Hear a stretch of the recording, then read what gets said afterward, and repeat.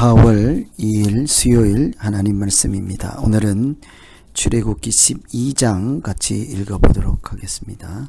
출애굽기 12장은 글자 그대로 출애굽이 일어난 그 시작이 있는 말씀이죠.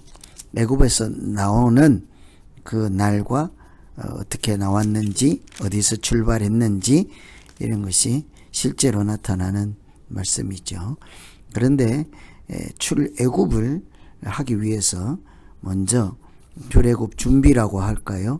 먼저 선행되어야 하는 일이 있었습니다. 그것은 하나님께서 애굽 사람들, 특히 바로에게 재앙을 내려서 보낼 수밖에 없도록 하나님께서 역사하시지 않으면 그들이 절대로 애굽을 나올 수가 없게 되었습니다. 그래서 10가지 재앙을 내리던 중에 12장은 마지막 재앙이 드디어 등장하게 되죠. 10가지 재앙 중에 마지막은 장자의 죽음입니다. 처음 난 것을 다 죽게 하는 재앙이지요. 그것은 바로 태양신이라고 하는 바로의 상속권, 이것이 처음 난 마지에게 있지 않습니까? 그래서 현재 우상뿐만 아니라 미래 우상까지도 하나님께서 엄벌하시고 심판하시는 하나님의 완전한 승리가 있어야 그들이 애굽을 나올 수 있게 되겠죠. 그래서 장자는 가문의 재산도 상속하지만 왕의 자리도 상속하는 상징성이 있는 사람이었습니다. 태양신의 아들인 바로를 이렇게 물리친다고 해서 그 장자까지 제거하지 않으면 또 다른 우상 숭배가 계속되지 않겠습니까? 이런 우상신, 태양신에 대한 완전한 하나님의 승리와 심판에 해당되는 장자의 죽음이라는 재앙이 마지막 재앙이 되겠습니다. 그 마지막 재앙을 통해서 이제 출애굽이 시작이 되겠죠.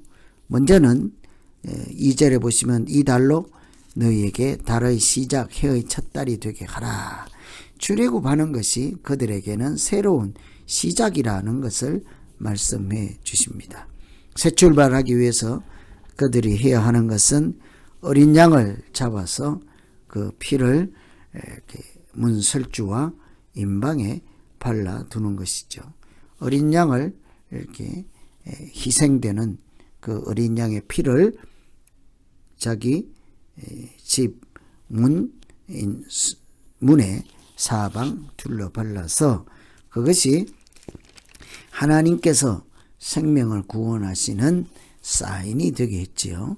그래서 그 피가 칠해진 이스라엘 백성들의 집은 죽음의 사자의 신이 그냥 넘어간다, 지나간다 해서 유월절이라고 하였습니다. 그 유월절에 그들이 유월절에 어린 양의 피를 발라 생명을 구원받는 것은 마치 어린 양 예수 그리스도의 보혈의 피로 우리가 십자가의 은혜로 구원받고 새로운 피조물이 되는 그런 미래의 예수 그리스도에 대한 말씀을 미리 주는 말씀이기도 하죠. 그래서 출애굽의 첫째는 유월절에 대한 말씀입니다. 양을 잡고 피를 문설주와 임방에 발라 그 죽음의 사자가 지나가게 하라. 그리고 그 당시에 뿐만 아니라 앞으로도 이 규례를 지키라 하는 것이 12장 첫 부분에 있는 말씀입니다. 13절에 보시면 내가 애굽 땅을 칠 때에 그 피가 너희의 거하는 집에 있어서 너희를 위하여 표적이 될지라. 내가 피를 볼 때에 너희를 넘어가리니, 넘어간다. 여기에서 이제 유월절이 생긴 거죠. 패스오버.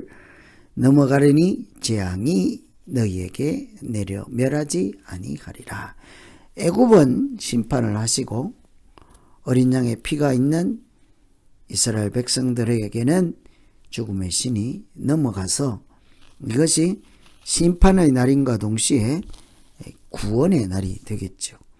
그리고 이렇게 마지막 재앙을 할 때 준비하는 유월절을 지키는 것을 앞으로 가나안 땅 약속의 땅에 들어간 다음에도 대대로 영원한 규례로 지키라 하였습니다.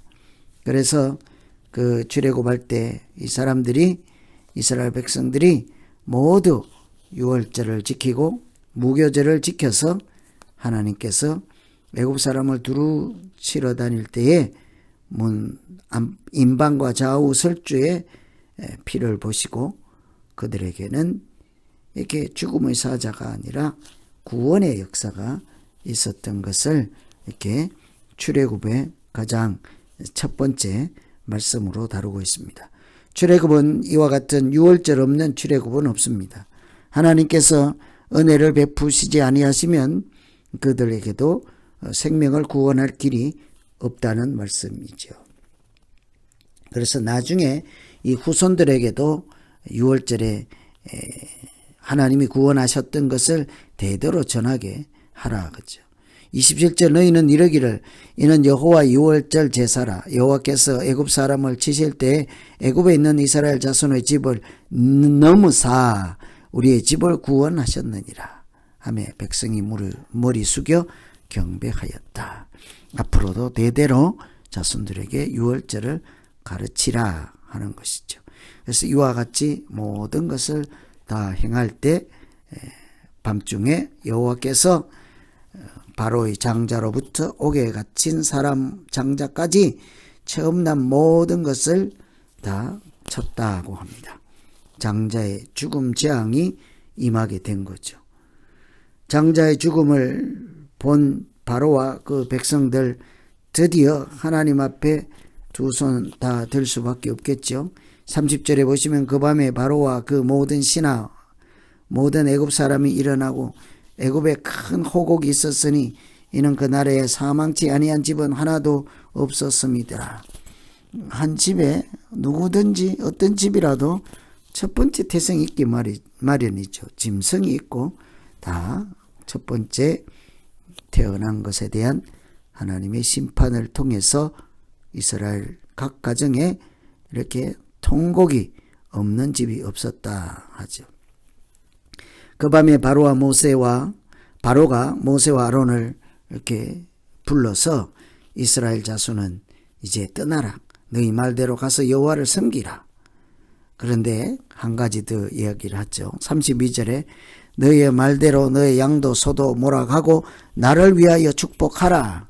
이제 바로가 정신이 차렸습니다. 어떻게 해야 복을 받는 인생을 살 것인지 하나님의 자녀들을 보내주고 또 재산도 다 가지고 가게 하고 그러면서 가라 또 하나님을 섬기라 이렇게 하죠.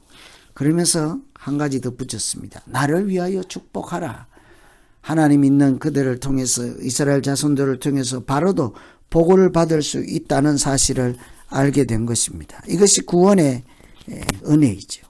하나님은 하나님의 자녀들을 구원하시고 그들을 통해서 이 땅에 은혜를 이렇게 공급해 주십니다. 바로도 이제서야 그 일을 깨닫고 장자의 죽음 재앙 마지막 재앙을 통해서 가라고 합니다. 재산도 가지고 가고 다 떠나가라 하는 거죠. 그리고 목적을 분명하게 하죠. 가서 너희도 하나님을 섬기라 하는 것입니다. 그래서 그 일이 있고 난 다음 이스라엘 백성들은 무교병을 옷에 들고 또 이렇게 서둘러 어깨에 메고 거기에서 나오게 됐죠. 앞에 이미 예고된 말씀에 있었던 것처럼 36절에 보시면 여호와께서 애굽 사람으로 백성에게 은혜를 입히게 하사 그들이 구하는 대로 주게 하심으로 그들이 애굽 사람의 물품을 취하였더라. 은과 금 재물을 가지고 나오게 하였죠. 앞에서 말씀드린 것처럼 나가서 앞으로 필요할 돈을 챙겨서 떠나는 물질을 챙겨서 떠나는 것이 아니라 사실은 이것은 하나님과 우상의 신들의 싸움에서 누가 이겼는지 승리를 선포하는 그런 것 같다고 했죠. 전리품을 취하고 나갔다 하는 것입니다. 이스라엘 백성들은 절대로 패배자로 나온 것이 아니라 하나님께서 이기게 하시고 이기신 싸움에 참여해서 승리자로 애굽을 당당하게 나올 수가 있었던 것이죠. 37절에 보시면 이스라엘 자손이 람셋을 발행하여 출발했어요. 이스라엘 자손이 떠났어. 출애굽을 했던 출발지는 람셋이라는 것입니다. 람셋에 국고성을 쌓고 강제 노동을 했던 그곳이지 않겠습니까? 그래서 람셋에서 보면 37절에 여호와 외에 보행하는 장정이 60만이라고 했어요. 장정이 60만입니다. 남자만 60만이라는 뜻입니다. 어른 60만입니다. 그러니 한 가정에 가장 60만 명이라고 할 수 있겠죠. 그래서 보통 평균 4명으로 잡으면 240만이라 된다 하는 얘기가 나오겠죠. 어른들만 이렇게 60만 명 가량이 애굽을 떠나게 되었습니다. 그래서 이들이 이 떠나는 날을 살펴보니까 40절에 이스라엘에 거주한 지 430년이라 41절에 430년이 마치는 그날에 여호와의 군대가 다 애굽 땅에서 나왔다 그랬죠. 이게 많은 중요한 말씀들이 있죠. 430년이라는 하나님께서 예고했던 시간을 다 보내고 고난의 세월을 다 보내시고 하나님이 보내야 한다는 고난의 시간이 다 보내고입니다. 중간에 뛰쳐나오는 것이 아닙니다. 하나님께서 예고하신 430년 동안 그곳에서 고통의 세월, 어려운 종의 세월을 다 보내고 날이 찼을 때 하나님의 때가 되었을 때 하나님은 그들을 인도하여 내셨다. 42절 이 밤은 그들을 애굽 땅에서 인도하여 내심을 인하여 여호와 앞에 지킬 것이니 이는 여호와의 밤이라. 하나님께서 430년 때가 찼을 때 하나님의 때가 되었을 때 이스라엘 백성 하나님의 자녀들을 애굽 땅에서 인도하여 내신 것은 여호와께서 역사하시는 하나님의 일이었습니다. 이것이 여호와의 밤, 구원의 밤이죠. 생명을 심판의 밤이기도 하지만 하나님 믿는 자들에게는 구원을 베푸시는 하나님의 날이었습니다. 그래서 이 이스라엘 백성들이 드디어 람셋을 출발하고 60만 명이나 되는 장정들이 애굽을 나와서 창세기 15장에 있던 430년 이렇게 400년 종살이 한다 하지 않았습니까? 그 긴 세월을 다 채우고 하나님의 때에 이제 애굽에서 나오게 되었습니다. 승리한 사람들로 나오게 되었습니다. 우상을 버리고 하나님께 이렇게 속하고 하나님을 섬기는 사람들이 나오게 되었습니다. 그날을 앞으로도 대대손손 기억하기 위해서 6월절 무교절이라 하는 절기를 정해서 지키라 하였습니다. 하나님께서 구원하시고 하나님께서 인도하셨다는 사실을 기억하며 살라 하는 말씀이죠. 그렇게 앞으로 약속의 땅에 들어가서도 누구든지 이렇게 6월절에 참여하게 하고, 그러나 그 6월절 규례에 따라 이방 사람은 6월절 그 떡을 먹지 못하지요. 무교병을 먹지 못하게 되어 있습니다. 그런데 한 가지 조건이 할례를 받는 자입니다. 돈으로 산 종이라도 할례를 받은 자, 하나님과 관계가 맺어진 사람이라고 하겠죠. 타국인도 할례를 받은 후에 먹어야 한다. 그래서 무교절 또 유교절, 유월절 이런 것은 다 아주 중요한 요소 하나가 할례, 하나님과 관계가 형성된 하나님의 자녀들이 하나님의 은혜에 참여하고 하나님의 구원에 참여하고 감사로 제사를 드리는 것이 유월절이었습니다. 이렇게 출애굽기 12장은 드디어 이스라엘 백성들이 430년 만에 애굽에서 나왔다, 어떻게 나왔는지를 보여주고 있죠. 하나님의 때 하나님이 하신 일입니다. 그것도 마지막 재앙인 장자의 장을 내리고 그들에게 심판을 내리고 반대로 이스라엘 백성 하나님의 자녀들에게는 승리를 맛보게 하시고 그곳에서 구원의 은혜를 베푸심으로 출애굽이 이루어지게 된 것이죠. 그래서 출애굽기 중에 출애굽이 어디에 있는가 궁금하실 때는 항상 12장입니다. 창세기 12장은 아브라함 부르심이 있었죠.